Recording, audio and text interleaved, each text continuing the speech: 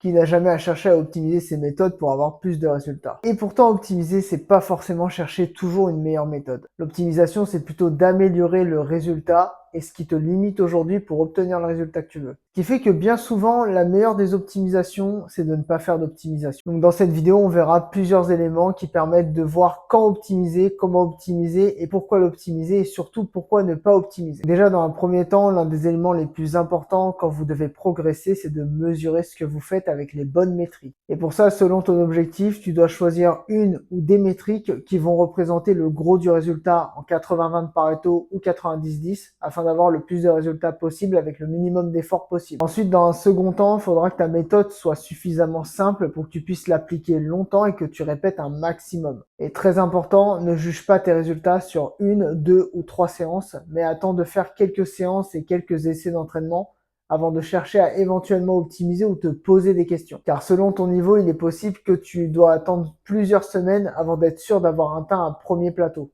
Et ça d'ailleurs, j'en profite au passage, ça construit ton raisonnement et ta patience. Au début, tu vois en semaines, ensuite tu vois en mois, et ensuite tu vois en années, et plus encore s'il le faut. Maintenant, on vient au passage que tout le monde attend. Quand faut-il optimiser? Eh bien, j'ai dit auparavant, c'est quand tu atteins vraiment un plateau et que ça se stagne sur plusieurs semaines. Après, il y a des personnes qui peuvent continuer de progresser, mais par contre, à côté, il y a d'autres facteurs qui vont signer les voyants rouges. Par exemple, une forte fatigue, beaucoup de douleur, ou alors une récupération qui se veut très mauvaise. En fait, au fur et à mesure du temps, quel que soit le domaine que vous pratiquez, vous allez avoir un croisement de plusieurs courbes qui font que pour qu'une courbe puisse continuer d'avancer, il va falloir qu'une autre avance en même temps et parfois cette autre courbe, elle peut être plus lente ou alors elle va être un peu plus en vague.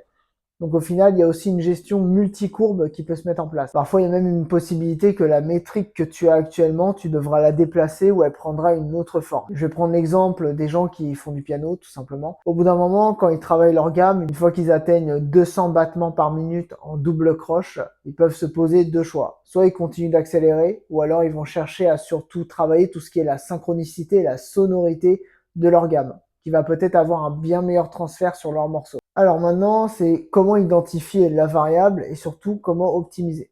Alors l'identification de la variable, il est plutôt simple en général. Supposons, je sais pas, je vais prendre un autre exemple. On va dire que tu souhaites travailler le poirier, mais tu as mal à tes poignets. Ce qui peut être intéressant, ça serait de faire du renforcement au niveau de tes poignets. Tu as mal au coude, ça peut être des renforcements au niveau des coudes, etc.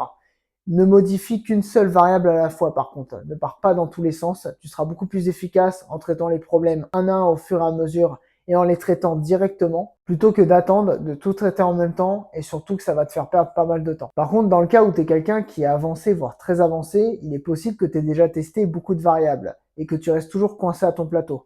Là, dans ce cas-là, ce sera plutôt de jouer sur une vitesse de répétition de qualité des différentes variables qui peuvent enfin relancer ta progression. Même si là, pour le coup, je dirais pour le cadre des gens avancés, très avancés, ça relève de la personnalisation et il y a besoin de beaucoup plus de détails pour apporter une réponse la plus juste possible. Pour rappel, pour les personnes qui sont débutantes, intermédiaires ou confirmées, l'efficacité d'une variable ne se remarquera pas instantanément. Par exemple, un débutant, ça va être très rapide, ça peut être dans la séance même, là où, comme j'ai dit précédemment, quelqu'un d'avancé, il va peut-être devoir attendre quelques temps avant d'être sûr que la variable en question soit la plus efficace. Et quand je dis quelques temps, parfois ça peut même prendre plusieurs mois si vous travaillez en si. Enfin, je tiens à préciser, aussi pour éviter la surstimulation ou le fait de toujours chercher plus loin dans les métriques. Parfois être plus efficace, c'est pas forcément faire plus. Par exemple, si vous travaillez un exercice, mais que vous avez besoin de moins d'énergie pour effectuer ce même mouvement, vous avez eu une forme de progression en un sens. Ça peut être également sur la régularité, ça peut être sur l'amplitude, ça peut être sur le nombre de répétitions, ça peut être sur plein d'autres éléments. Et cela, ça peut s'appliquer sur d'autres domaines. Par exemple, si vous générez, je ne sais pas trop, on va dire 50 000 € de chiffre d'affaires par mois. Si avant, il vous fallait 50 heures par semaine et que vous êtes passé à 25 heures par semaine, il y a eu une énorme progression. Et aussi, vos métriques, elles évoluent par rapport à vos objectifs qui eux-mêmes peuvent évoluer. Là où au début, vous pouvez absolument vouloir quelque chose, mais avec le temps, vous vous rendez compte que ce quelque chose demande beaucoup trop de temps et que vous le vouliez peut-être pas tant que ça avec du recul.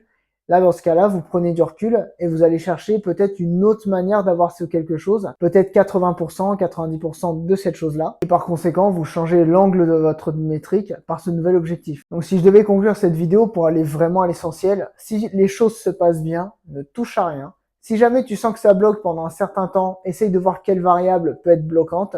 Tu peux ajuster ta progression, tu peux ajuster ta métrique, ton rythme de progression, les différents angles ou les différentes courbes qui ont peut-être besoin de plus de travail que d'autres. Et plus tu vas dans le temps, plus le rendement décroissant commence à se faire peser. Et il y a peut-être un moment en fait où c'est tellement long de gratter quelque chose qu'il peut être plus intéressant de soit rester dans un maintien, ou alors si tu es vraiment dans un cadre très compétitif, pourquoi pas essayer de gratter les fonds du fond de tiroir. Mais là encore une fois, c'est du tout à chacun. Donc vraiment, on peut voir qu'il y a un aspect très temporel qui joue dans l'optimisation et quand bien la faire. Et toujours pareil, je le dis à chaque fois, partage ton expérience en commentaire. S'il y a quelque chose que je n'ai pas mentionné ou que tu estimes qui peut être plus efficace, c'est toujours bon de le dire parce que je n'ai pas la science infuse et surtout ça peut aider plein de personnes, dont moi le premier.